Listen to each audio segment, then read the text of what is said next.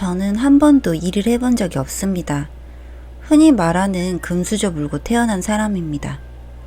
이름을 들으면 다 아는 기업의 대표가 저희 아빠시고, 그러다 보니 어렸을 때부터 원하던 모든 것들을 배우고 가질 수 있었고, 그렇게 성장을 하다 보니 세상에 내가 가질 수 없는 것은 없구나 라고 생각을 하면서 살았는데요. 막상 살다 보니 제가 가질 수 없는 것이 바로 사람 마음이라는 것을 깨달았습니다.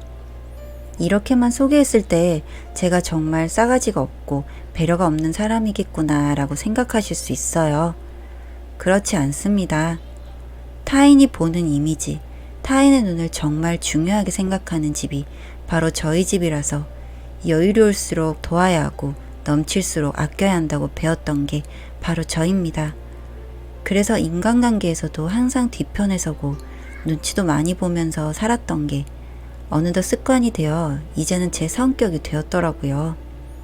그랬던 제가 대학 생활을 마치고 뚜렷하게 하고 싶은 일도 없어서 이것저것 배우면서 취미생활을 즐기고 있었는데요. 집에 있는 시간이 은근 많다 보니 필요한 것들을 두고 출근하신 아빠 심부름으로 몇 번씩 회사도 왔다 갔다 했습니다. 그러던 중 어떤 남자를 보게 되었는데 정말 제가 꿈에 그리던 이상형과 완벽하게 일치하는 사람. 너무 놀라서 한참을 뚫어져라 쳐다보고 머뭇거리는 저를 쳐다보는 그 사람을 보고 진짜 온몸에 힘이 풀려서 주저앉을 뻔했네요. 그렇게 한 번, 두 번 우연히 마주치다 누군지가 궁금하여 아빠께 물어봤고 거래처 직원이라고 알려주시더라고요. 혼자서 며칠 내내 정말 깊은 고민을 했습니다. 아무리 생각해도 저 사람과 인연을 이어가고 싶은데 어떡하지? 별 생각을 다 하면서 고민만 하던 어느 날 카페에 혼자 조용히 앉아서 그때 당시 푹 빠진 책을 읽고 있었는데 먼저 말을 걸어주더라고요. 바로 그 사람이. 정말 놀랍고 너무 반갑고 지금이 바로 기회구나 싶었습니다. 사실 저는 별 볼 일 없는 사람이지만 다른 사람들 눈에는 대표 딸이니 제가 회사만 가도 저보다 능력도 좋으신 분들이 저를 너무 높게 봐주시고 불편해 하시는 게 보여서 그게 더욱 죄송하고 저 역시도 불편한 마음에 회사 방문을 최대한 하지 않습니다. 이 부분을 얘기하는 이유는 이 사람 역시도 제가 불편했겠죠. 당연히. 거래처고 더더욱 그런데 저에게 먼저 손을 내밀어 준 것 자체가 전 너무 고맙고 감동스럽더라고요. 그렇게 항상 마음속에만 품고 있던 그 사람과 처음으로 사적으로 대화를 해보게 되었죠. 저 시간 괜찮으시면 같이 커피 한 잔 괜찮으실까요?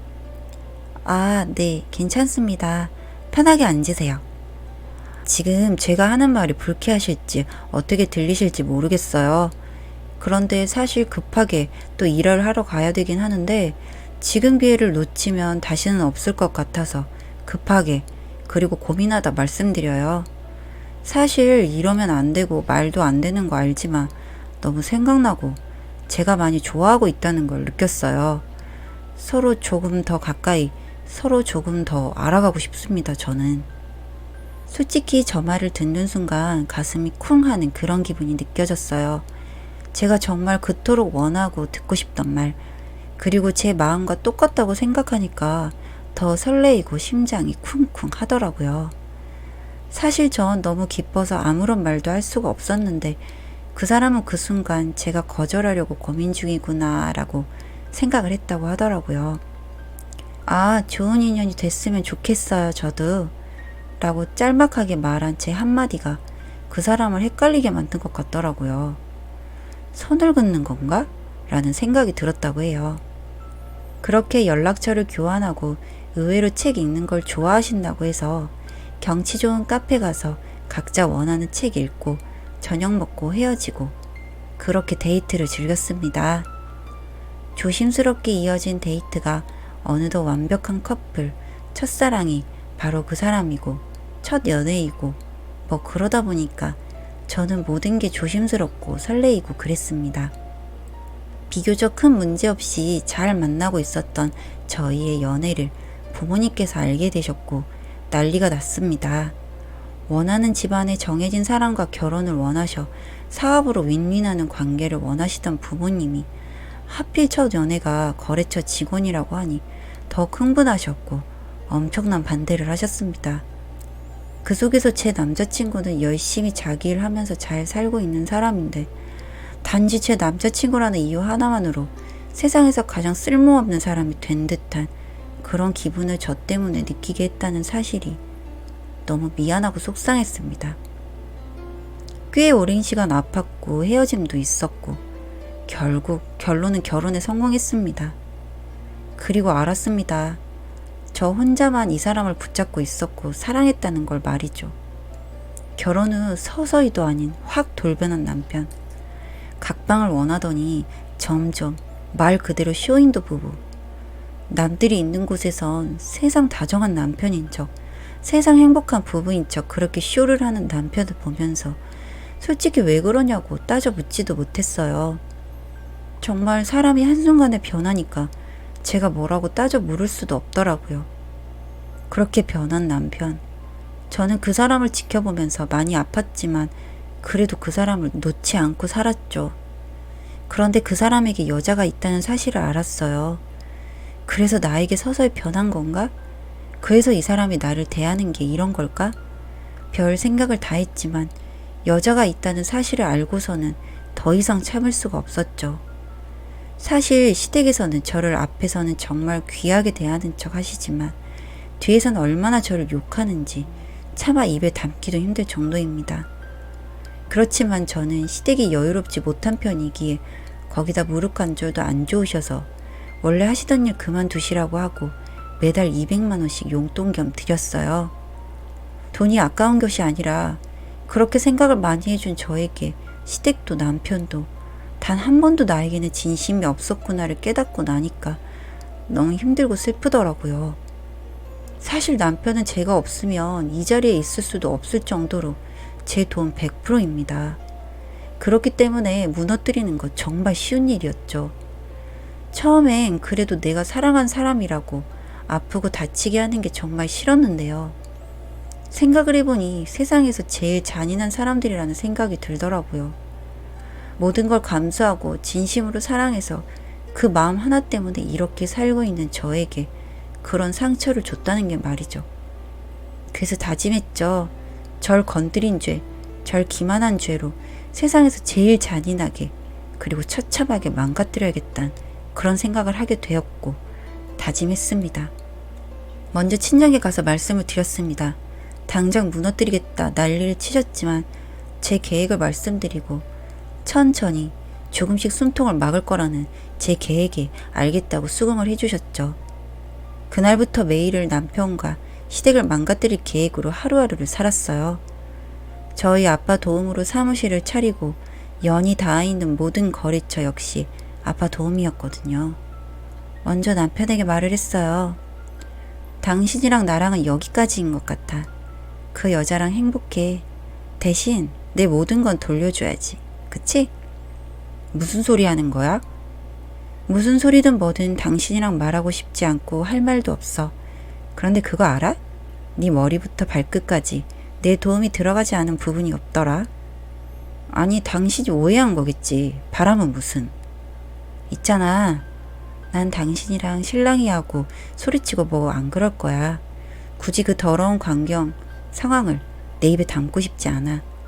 너 그리고 네 엄마 이 세상에서 가장 처참하고 비굴하게 만들어줄 거고 그 변호사가 하나씩 보여주고 말해줄 거니까 그때 궁금증은 풀길 바래. 그렇게 통보를 하고 시댁부터 망가뜨렸죠. 어머님 아들이 바람을 피셨네요. 길게 말하고 싶지 않고요. 200만 원씩 드렸던 거 이번 달부터 없습니다. 그리고 이 집 내놨어요.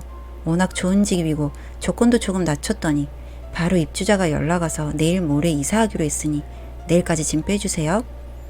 혹시 모를 상황 대비해서 내일 5시까지 완료되지 않으면 제가 사람 불러서 강제로 모든 짐 뺄 거예요. 그리고 여기서 사용하셨던 모든 가전제품 단 하나도 어머니께 없는 거 아시죠? 옷만 갖고 나가시면 되겠네요. 그리고 아가씨 제가 낙하산으로 넣어준 회사 오늘부로 퇴사 처리될 거니까 아가씨랑 같이 짐 빼시면 될 거예요. 너 아무리 화가 나도 이건 너무 비인간적이지 않니? 우리 애가 바람을 핀 건 정말 내가 다 미안하구나. 그런데 당장 내일 모레 나가라는 게 말이 되니? 정말 너무한 거 아니냐고. 진짜 우리 아들한테 전화해서 이 상황 다 말할 테니 너 두고 봐라. 그러시던가요? 남편은 전화가 와서 난리를 쳤지만 남편에게도 말했어요. 시끄럽고 당신도 내 말 똑바로 들어. 그건 당신 집 사정이고 당신은 내일부터 바쁠 거야.